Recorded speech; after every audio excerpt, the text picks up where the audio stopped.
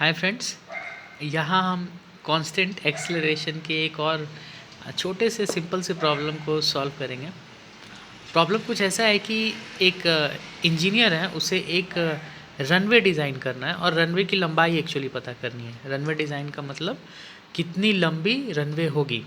अब ये काम सुनने में जितना इजी लगता है और अच्छा लगता है वो इतना ही टफ ही है, बिकॉज़ अगर आप रनवे को छोटा रखते हैं तो 150 से 200 सवारियों से लदा एक एयरप्लेन अगर रनवे छोटा मिलता है उसको, तो वो ओवरशूट कर जाएगा और हादसा हो सकता है। और रनवे अगर ज़रूरत से ज़्यादा बड़ा हो तो फिर खर्च, बिकॉज़ रनवे के मटेरियल, रनवे अच्छी क्वालिटी की होती है, उसके अंदर जो मटेरियल लगता है और ये सब में खर्च ज़्यादा लगेगा।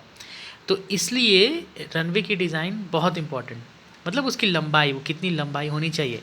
तो प्रॉब्लम में हमें कुछ ऐसा दिया गया है कि एक एरोप्लेन है जिसकी मिनिमम एक्सेलरेशन है 3 मीटर पर सेकेंड स्क्वायर, और इसी एक्सेलरेशन को लेके हमें रनवे को डिज़ाइन करना है। और यहाँ पे टेक ऑफ स्पीड बताया गया है 65 मीटर पर सेकेंड स्क्वायर। इसका मतलब क्या है कि जब एरोप्लेन ज़ीरो वेलोसिटी से, पहले तो टैक्सी वे से ए स्ट्रिप पे आता है और वहाँ पे अलाइन होता है एरोप्लेन, उस समय उसकी वेलोसिटी, इनिशियल वेलोसिटी ज़ीरो होती है। और जब वो प्लेन एक फोर्स अप्लाई, इंजन स्टार्ट हुआ, फोर्स अप्लाई हुआ, फोर्स से वो प्लेन आगे मूव कर रहा है, एक फोर्स से वो प्लेन आगे मूव कर रहा है और उसमें एक एक्सेलरेशन आया, ठीक है, और वो आगे जाते जाते वो एक सर्टेन वेलोसिटी रीच करता है 65 मीटर पर सेकेंड को, जिसको टेक ऑफ स्पीड कहा गया है। इस स्पीड को रीच करने के बाद ही ये प्लेन ऊपर उठ पाएगा। बिकॉज होता क्या है कि प्लेन ज़ीरो से जब एक सर्टेन स्पीड पे पहुंचता है, स्पीड उसकी बढ़ती रही और जैसे ही 65 मीटर पर सेकेंड के स्पीड से पे आई ये प्लेन, तब इस प्लेन के पंखों के नीचे एक ऐसा लिफ्ट मिलने लगा जो इसे ऊपर उठा सकता है। अगर ये 65 मीटर पर सेकेंड से कम स्पीड पर है, सपोज़ 30 मीटर पर सेकेंड के स्पीड से रहे, तो पायलट चाह के भी प्लेन को ऊपर नहीं उठा सकता, तो plane will not take off. तो इसलिए टेक ऑफ स्पीड बताई गई है 65 मीटर पर सेकेंड, और इसमें एक प्रॉपर लिफ्ट मिलती है प्लेन को इस स्पीड पे और प्लेन ऊपर उठता है। तो ये सारी चीज़ें दी गई हैं। कोफिशिएंट ऑफ फ्रिक्शन ज़ीरो मान लेते हैं, मतलब सपोज मान लेते हैं कि there is no friction in the runway and the tyre of aeroplane. अब हम इस प्रॉब्लम को सॉल्व करते हैं। प्रॉब्लम को सॉल्व करने के लिए हमें क्या पता करना है, कितनी डिस्टेंस, कितनी लंबाई होगी एयर स्ट्रिप की।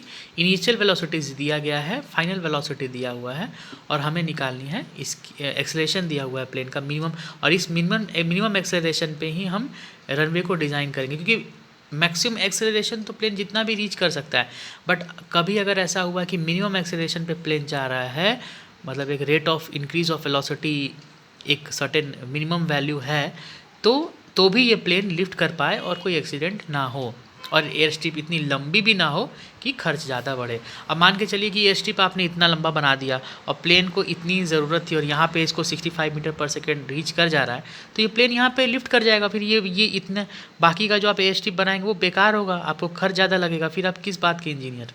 ठीक है, तो अभी हम लोग इसको वो करते हैं। इनिशियल वेलोसिटी दिया हुआ है, फाइनल वेलोसिटी दिया हुआ है, एक्सेलरेशन दिया हुआ है, हमें निकालना डिस्टेंस। लॉज ऑफ मोशन के वही 3 फॉर्मूला हैं, एक v is equal to u plus a t, second है v square is equal to u square plus 2as, और थर्ड है s is equal to u t plus half a t square. तो अब आप खुद से सोचिए कि किस फॉर्मूला का आप इस्तेमाल करेंगे। इस फॉर्मूलाज को डिराइव करने के लिए मैं एक अलग वीडियो बनाऊंगा, तो आप ये बताइए कि कौन सी इक्वेशन का इस्तेमाल करना आपको अच्छा लग रहा है। यहाँ पे टाइम की तो बात की नहीं गई है, तो यहाँ कोई मतलब नहीं बनता इस इक्वेशन को यूज़ करने का। टाइम यहाँ पे भी है तो इसको भी हटाते हैं, ठीक है। तो सिर्फ एक ही इक्वेशन बचा, v square is equal to u square, final velocity square is equal to initial velocity square plus 2 acceleration multiplied by distance of the air strip.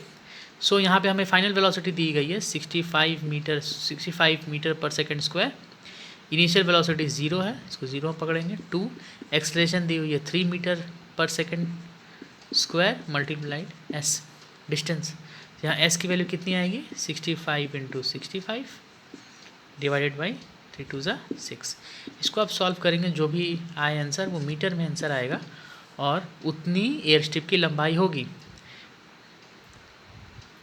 मान के चलते हैं सपोज़ आ रहा है यहाँ पे आंसर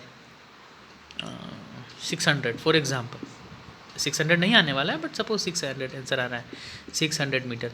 तो इंजीनियर बताएगा कि आप अपनी रनवे की लंबाई 600 मीटर रखिए, क्योंकि अगर आपने 400 मीटर रखा तो क्या होने वाला है कि मान के चलिए ये एयर स्ट्रिप की लंबाई यहीं दिखाता हूँ, अगर एयर स्ट्रिप की लंबाई उसने 400 मीटर बता दी और 400 मीटर की, अब इंजीनियर ने बता दिया, अभी वर्करों को काम करना, उन्होंने 400 मीटर की रनवे बना दिया। अब प्लेन ज़ीरो से स्टार्ट करेगा मिनिमम एक्सेलरेशन पे स्पीड में, वो 400 मीटर पे आके उतनी स्पीड गैदर ही नहीं कर पाएगा, क्योंकि 400 मीटर पे उसकी स्पीड कितनी होगी,